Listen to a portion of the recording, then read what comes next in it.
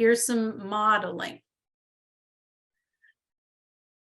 I decided to use a science example this time because I know a number of you took the math, language of math course. So you've seen some math examples. And for those of you who teach this and know the ins and outs of what's expected, feel free to jump in, because I'm going by looking through some documents online. So we're talking about properties of matter. This is kind of how I would approach planning, right? Kind of a think aloud planning. A look at what we're working on. Properties of matter.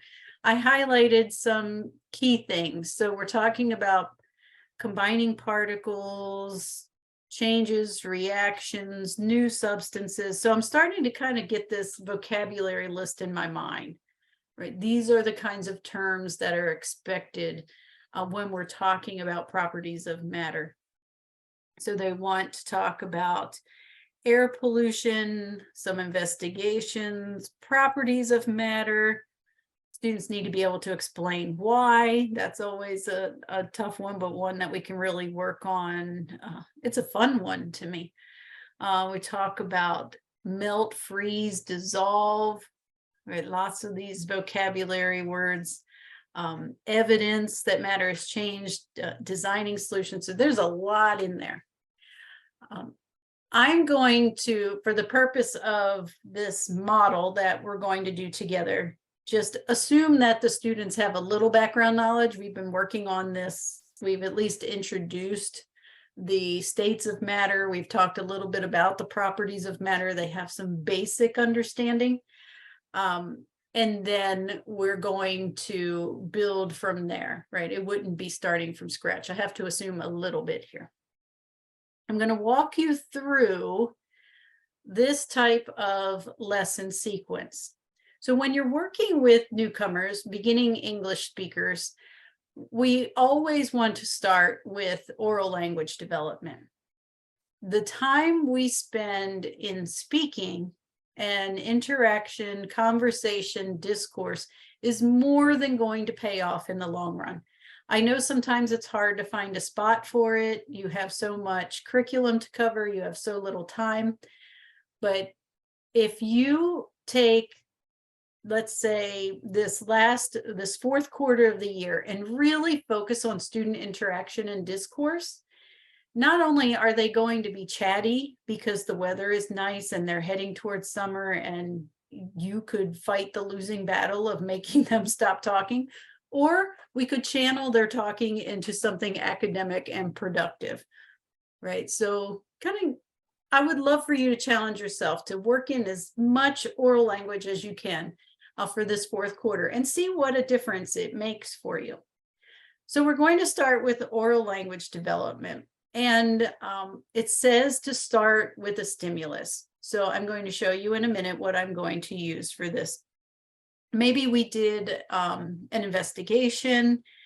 I don't know what they have in your curriculum for this, but states of matter investigation come up like you put the ice cube in the window, or there's all kinds of different things that you can do.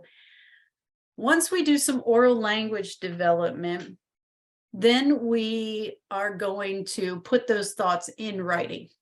Now, with beginning English speakers, as the teacher, I'm probably going to start off doing most of the writing, who aren't expected to be proficient writers yet because of their age. So I'm going to start off being the scribe, and I'm sure you know lots of interactive writing strategies you can work in there. We're going to write, then we're going to move into reading, but we're going to be reading what we wrote. When students read their own ideas, they can read at a much higher level. So we've talked about it.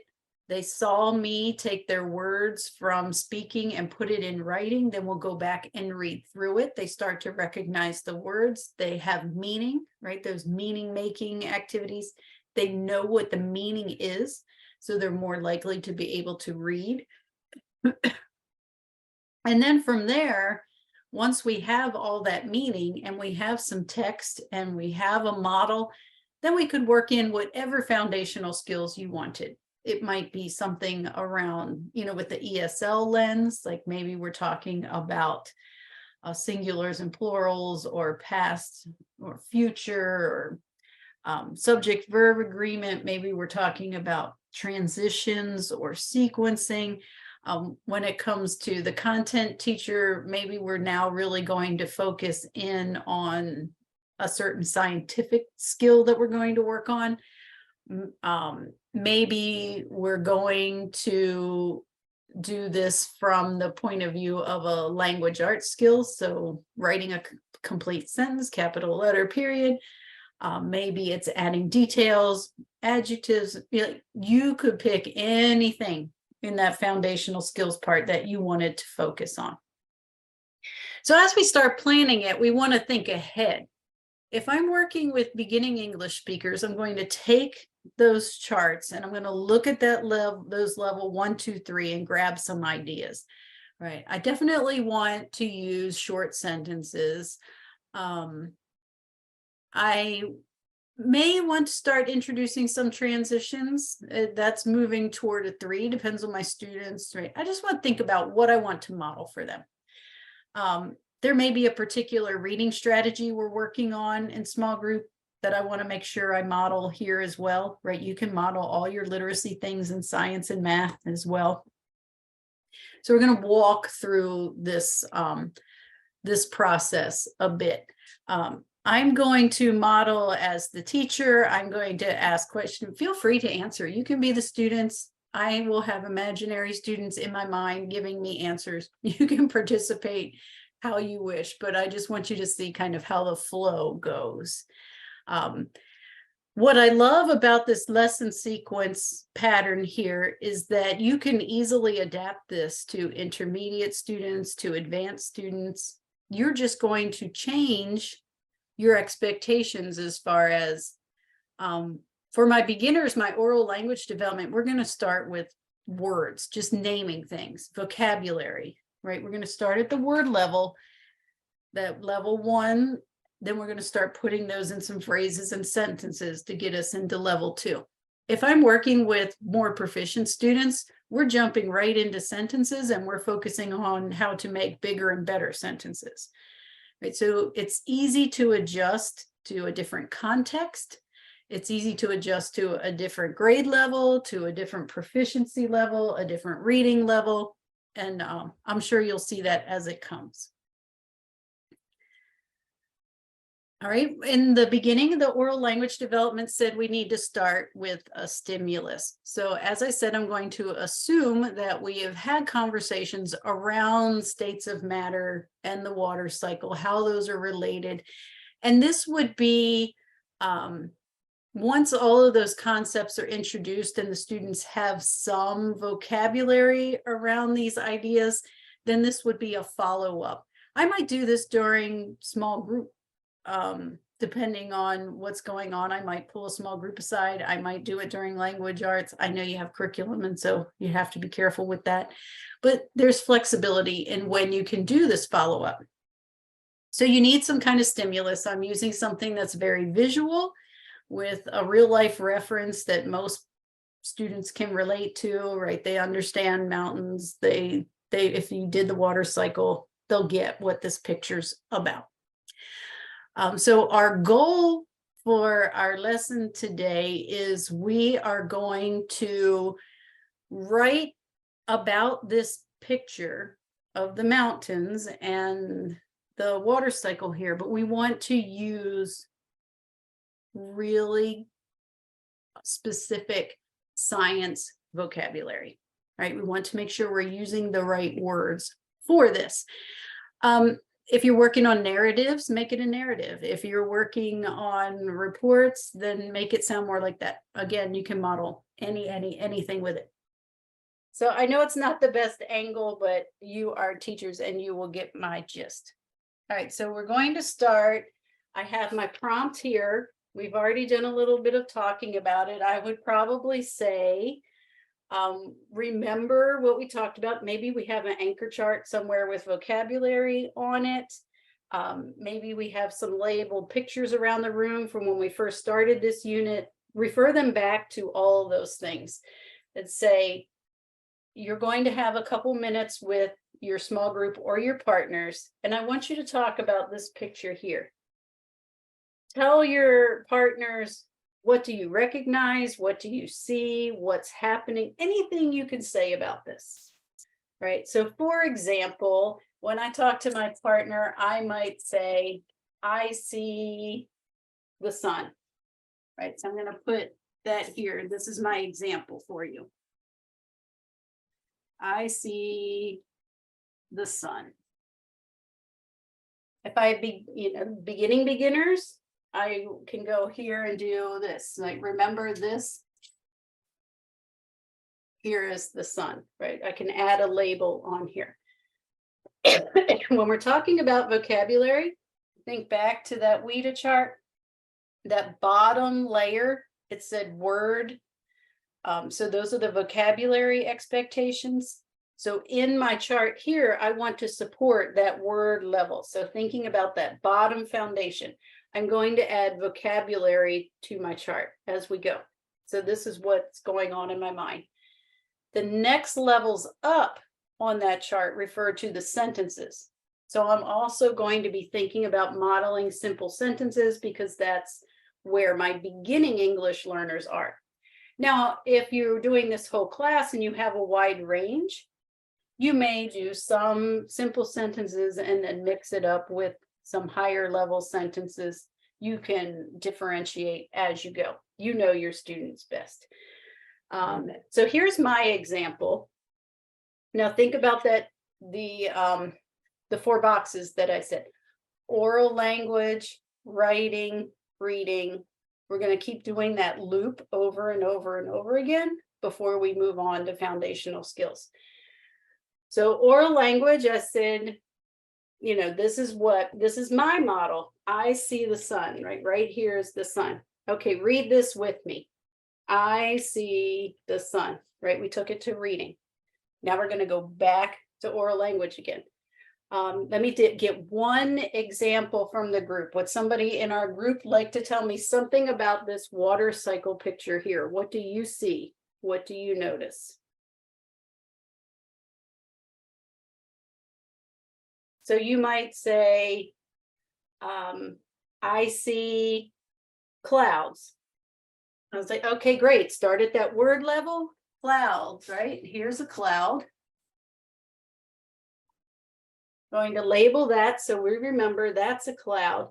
And this is where I can push it up a little bit if I want. If they're very, very beginners, I might just want to do, I see a cloud. That's a great sentence for a very beginner. If I want to push them up a little bit, I might say, how many clouds? Let's check. How many clouds do you see? There's 1, 2, 3, 4, 5, 6. So let's include that. Let's include some details. And so we can say, I see 6 clouds. Right, so here's our sun. That's one of our words. Here's our clouds. I might go to foundational skill for a second and say, if they're a little bit higher, beginning beginners, I wouldn't do. A little bit higher, I would say, why did I write cloud here, but I wrote clouds here? Like, that would be a great little language point to talk about. 1 cloud, 6 clouds. There are so many things you could embed in here that you could go down the rabbit hole forever. So you really want to think it through first of what am I going to focus on and not get distracted by every teachable moment that comes up, because you could be trapped in this forever. Right, so we did a little interaction, come up with one more sentence for me. They tell me the sentence. We move to writing. Now we go back to reading again. We're like, okay, let's start at the beginning. I see the sun. I see 6 clouds. Now, if they're beginning, new beginners, maybe I want to put, if C is one of our sight words that we want to work on, I'm going to maybe draw some eyeballs there, right? So this will help, kind of starts to become, have some visual supports in there. All right, let's read this again. I see the sun. I see 6 clouds. Now I would like to turn it over back to interaction and say, talk with your partner or talk in your small group and come up with some more ideas that we can add to our chart here. If you have all new beginners, you're going to have to do this with them, right? They may have word cards with labels that they're showing you. If you give them 10 picture word cards and they can hold up which ones they see, and then you can help them verbalize something. If you have a good mix of students in that group, then they can kind of pull the ideas out of each other. Even if your brand new student isn't contributing ideas, they're listening during this time and they're hearing the vocabulary and they're hearing the repetition. They're watching the visuals. So this is what I refer to in the beginning of tonight by saying they will get something out of it, even when you're not directly addressing them. Then I would take a few more ideas, maybe one or two more that just set the scene, and then I want to get into my science because I want to make sure we're not just talking about, the weather here. We need to get into the science part. So we'll take a few more ideas, or I pull a few more ideas. What is this? What's coming out of the cloud? And, if they're beginners, you might be doing a lot of acting things out or showing a picture, pointing out the window. All right, we have some rain here. What is this down here? We have water. This is a mountain. Now, of course, if I'm doing this with students, I'm not just labeling everything. I'm asking them, what do we call this? Does anyone have an idea to tell me here? What do we call the water that comes down from the sky? Right? Make it interactive. Now they have a little bit of a word bank that they can use here. When we come over here, we have some words. So we have gas, liquid, and solid. Maybe you have done some sorts before this, put pictures under the right category. What's a gas? What's a liquid? What's a solid? So I could add some more to this. It's up to you how far you want to go, but I'm going to skip ahead a bit and let's get some states of matter. So we have this scene going on, and it shows rain coming down, and we have some water here. Maybe it's an ocean. And then over here we have, it's hard to see, they're very faint, but we have some arrows going up, right? And adding gestures in, perfect, right? The come down and goes up. We have some arrows going up, back up toward the clouds. So if you have covered that vocabulary before, you may want to, remember when the water goes from the ground or from the ocean and goes back up into the sky, that's called evaporation, right? So we just start brainstorming some of the vocabulary. Right? When the water is evaporating, when it's coming up here, is it a gas, a liquid, or a solid? And so I'm going to point while I'm talking about those so they know. Even if they understand not one word, if I didn't speak and I just said and looked at you, you'd get what I was going for. With evaporation, is it a gas, a liquid, or a solid? And so hopefully they'll know the answer to that. If not, we're going to guide them there. So we might say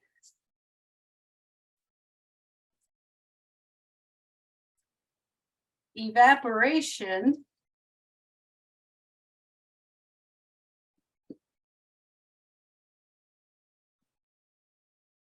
is a gas. Now, the district expectations of what they want students to be able to say are the curriculum expectations. So you want to start leading in that direction. You could go a million different ways with it, but think about where the curriculum wants you to go and you lead them in that direction. So evaporation, and then maybe here I want to add those arrows. Right, and it's a gas. So they can remember this, so they can start making some connections. Right, then I'm going to go back again. I see the sun. I see 6 clouds. Evaporation is a gas. That's not the best flowing paragraph ever, but you get the idea. So we just keep adding ideas. It doesn't necessarily have to be a paragraph. I might just say, Katie, tell me something about this. And whatever Katie says, I'm going to help put into correct English. And I'm going to write here, Katie said, the ocean is liquid.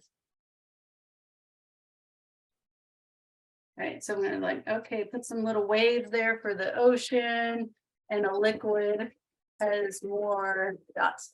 And this was Katie. They like when you make their names officially on there. Maybe I'll say, okay, Alyssa, now what can you tell me? And we might just write random sentences about this.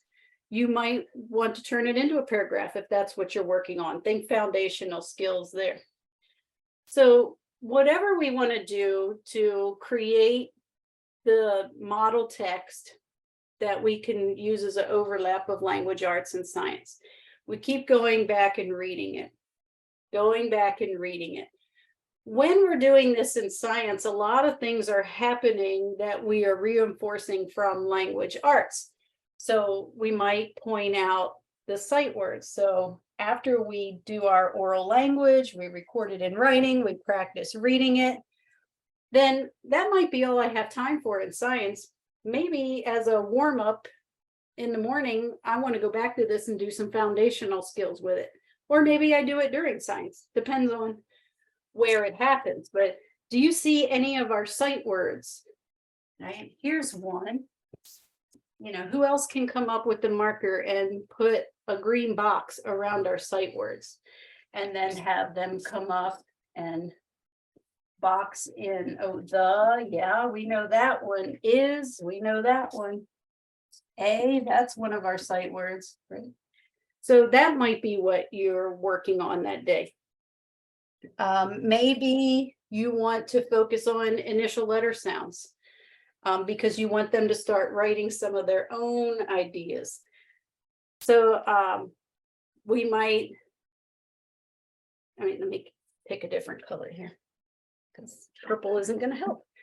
All right, we might talk about beginning sounds, ending sounds. What's the first sound that you hear in this word gas? Right, what's the first sound you hear in this word liquid? Right, you might do a little practice. What's the ending sound? You know, what sound does, the A make? Whatever you want to do. What sound do 2 E's together? What sound does that make? You could turn it into any kind of literacy lesson. So the point of it being that we're taking context that is meaningful to our students, something we're learning about in our classes anyway. We could write this about a math problem.